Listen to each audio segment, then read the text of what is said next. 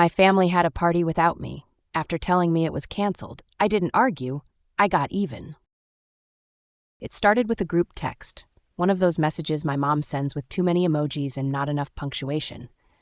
Hey guys, looks like we're going to cancel the party this weekend. Everyone's busy and the weather looks bad anyway. Love you all. It was for my cousin's birthday. He was turning 10. Big milestone, big backyard bash planned, and I'd been excited. We all had been. My sister was flying in from Denver. My uncle was bringing ribs. My aunt had made those little lemon bars that somehow taste like childhood. But now, canceled? Just like that, it felt weird. Not dramatic, just off. I texted my mom privately. Is everything okay? Seemed like we were all good to go? She replied fast, too fast.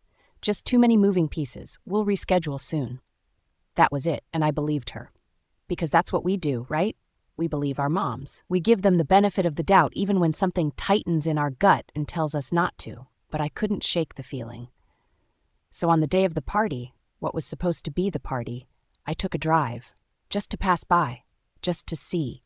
And as I rounded the corner onto my uncle's street, I saw balloons tied to the mailbox. I saw the bounce house. I saw the folding tables stacked with food. And I saw every car in the family parked out front. Everyone's but mine. Not because I was hiding, but because I didn't want them to see me until I was ready. I sat there for a full minute, engine off, heart racing, watching my family laugh, eat, wave sparklers around like everything was perfect. Like I hadn't been told this exact event wasn't happening. I stared at the bounce house, at my cousin tearing around the yard with frosting on his face, at my aunt tipping a drink into my mom's plastic cup while they laughed like it was a movie scene. And it hit me. They weren't trying to reschedule. They weren't overwhelmed. They just didn't want me there. No miscommunication, no rain check. Just a quiet, premeditated decision to cut me out of something I was supposed to belong to. I felt my face go hot. Not angry at first, just hollow. Like someone had scooped out all my trust with a dull spoon and left me to smile through the hole. I grabbed my phone, reread my mom's text. Still there. Same emoji, same lie. Then I opened the door. Every step I took toward that backyard felt like I was walking into a courtroom where the verdict had already been decided. I turned the corner, stepped into the yard, and everything stopped. Forks hovered in midair. Conversations froze. One of my little cousins actually pointed and whispered, "She's here," like I was the ghost in a horror movie. My mom turned around and tried to recover. "Oh, honey, we thought you had to work." Nice try. Real smooth, except I work from home and told her I'd cleared the weekend weeks ago. I said nothing, just stared at her, then at my sister, then my uncle. My cousins Weisenthal, who couldn't even make eye contact. "We didn't think you'd want to come," someone mumbled. I don't even remember who. "It was last minute," another said. "You've been distant." Distant? I was distant because I stopped letting them guilt me into being the family therapist. Because I didn't take sides in every fight. Because I set boundaries. Suddenly I wasn't family enough for cake and balloons. I smiled. Just a little. And that's when I decided if they were going to throw a party without me, I'd make sure they remembered it. I stood there, surrounded by a backyard full of people who were supposed to love me, and I felt nothing. No warmth, no apology. Just a bunch of relatives shifting uncomfortably in lawn chairs, pretending like this wasn't a betrayal baked into a birthday party. My mom was still fumbling for words. "We didn't mean to hurt you. It was just simpler this way." Simpler? Imagine being so inconvenient that your presence is considered a logistical error. I looked around, took in the streamers, the coolers full of soda, the perfect little cake with my cousin's name on it in blue frosting. All of it screamed planned, not spontaneous, not last minute, but intentional. And that's when I stopped pretending to be confused. I stopped trying to be the daughter who gave people the benefit of the doubt. I stopped being quiet. "You know what?" I said, loud enough that the bounce house kids paused. "Thanks for clearing something up for me." My mom blinked. "What do you mean?" I pulled my phone out, opened my photo gallery, and snapped a few pictures of the party. Tables, guests, decorations. Then I turned the camera on myself. "This," I said, "is what cutting someone out of a family looks like." And I hit post, straight to Facebook. Captioned it, "When your mom says the party's canceled, but forgets to cancel the lies too, happy birthday, buddy." Within seconds, phones buzzed across the yard. My aunt gasped. My cousin's wife said she's posting this? Like I'd just dropped a bomb. Yeah, I was. Because I was done playing the polite family scapegoat. Someone muttered, "That's not fair." I turned. "You're right. You know what would have been fair? An honest conversation, a heads up, or hell, an actual invitation. But no, you all made your choice, so now I'm making mine." I didn't scream. I didn't cry. I walked right over to the cake table, cut myself a fat slice, extra frosting, and looked my mom dead in the eye. This one's for the kid who doesn't belong, apparently. And I walked out. Frosting, pride, dignity, all intact. I didn't expect the post to blow up. Honestly, I thought maybe a few cousins would like it out of quiet solidarity. Maybe someone would text me privately with a, "Wait, what happened?" But I underestimated the power of public silence and how fast it breaks when someone finally says what's been rotting under the surface. Within an hour, my post had over 100 likes and a comment thread that lit up like a Christmas tree. People I hadn't heard from in years were chiming in. "Wait, they told you it was canceled? What the hell? I thought you were just out of town. Girl, I've been saying your mom plays favorites. You handled that like a queen, period." And the texts? Oh, the texts. From cousins, from old family friends, from a few relatives who were at the party and suddenly felt the heat. "I didn't know you weren't invited, I swear." This makes me sick. You didn't deserve that. "I'm sorry I didn't say anything when I saw you walk in. I just froze." Even my godmother, who usually stays out of the drama, messaged me. "That took guts. They've done this before in smaller ways. I hope this makes them look in the mirror." Meanwhile, my mom? Radio silent. For a whole day. Until I got the inevitable, a long, emotional voice message. Her voice was shaking, part embarrassment, part anger, part trying not to cry manipulation. "I can't believe you'd humiliate me like that. This is a family matter. You made us look like monsters. Do you have any idea how many people have called me today? Your aunts are furious." Translation: You broke the image, not "you're right." Not "I'm sorry," just "you made it public." That's how it always is with her. Image over impact. The optics matter more than the actual harm.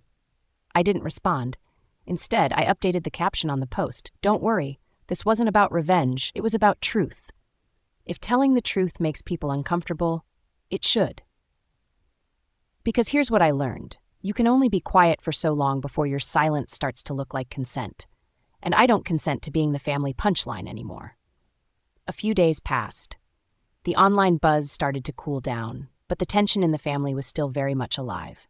I'd muted the group chats, silenced my mom's incoming calls, and for the first time in a long time, I felt free. But I also felt a little lonely. That kind of emptiness you feel when you realize the people who raised you might never actually understand you. Then I got a call from my grandpa.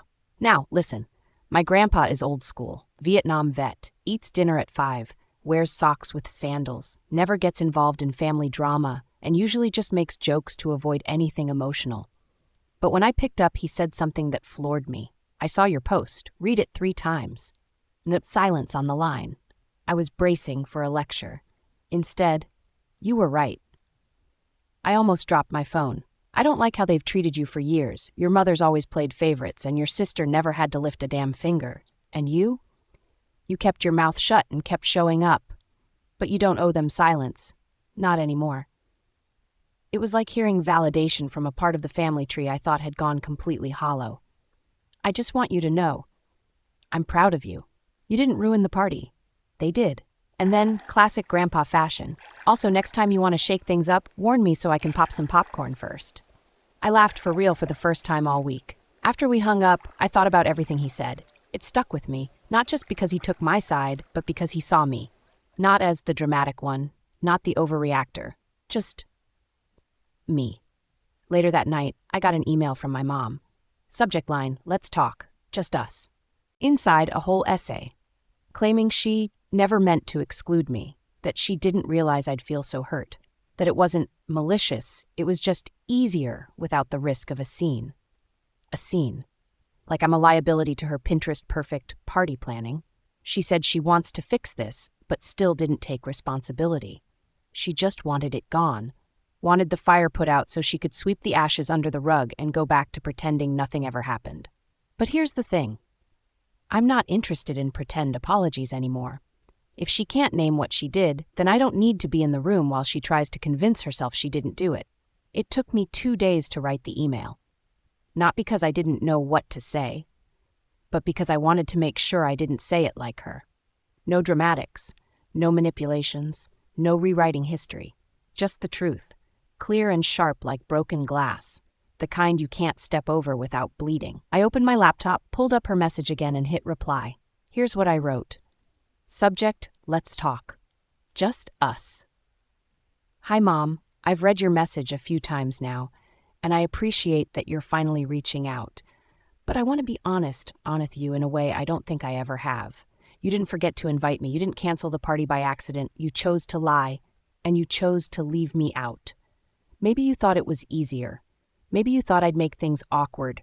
Maybe you just didn't want to deal with what it means to actually talk about the tension you've ignored for years. Whatever the reason, you didn't just skip inviting me to a party. You showed me exactly where I stand with you. Outside. I'm not writing this to hurt you.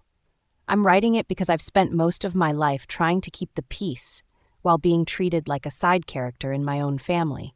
And this time, I'm not pretending it didn't happen. You don't get to guilt me into forgetting. You don't get to hide behind, but we're family, because if we really were, you wouldn't have made me feel like I was disposable. So here's my boundary. I'm not ready to come back around. I need space. That means no calls, no guilt texts, no trying to make this about you. If you want to repair this, the first step isn't talking. It's taking accountability. Out loud, not just in your head. I love you, I always have. But love without respect is just emotional labor. And I'm done doing that for free. I sat there after sending it, let the silence wrap around me. It felt like grief, but it also felt like freedom. I wasn't trying to burn a bridge. I was finally just done being the only one holding it up. It's been about a month since I sent the email. No response. Not a text. Not a call. Not even a read receipt. And honestly, that silence said more than any apology could have. It said, you were right, but I'm not ready to say it. It said, losing control over you matters more than losing you. And that's okay.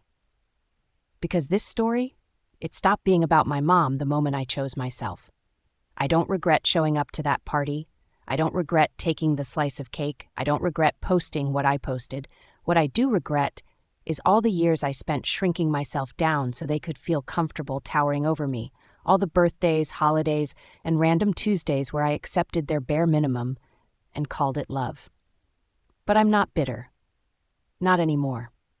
Because this right here, this clarity, it's peace. I've started building my own support system, not just people who check in, but people who actually show up.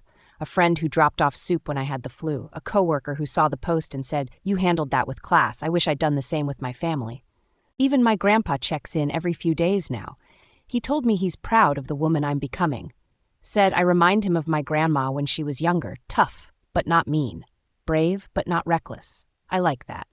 And Julian, the cousin whose birthday party it was, he sent me a drawing in the mail, him holding a balloon with me next to him and the words, thank you for coming anyway.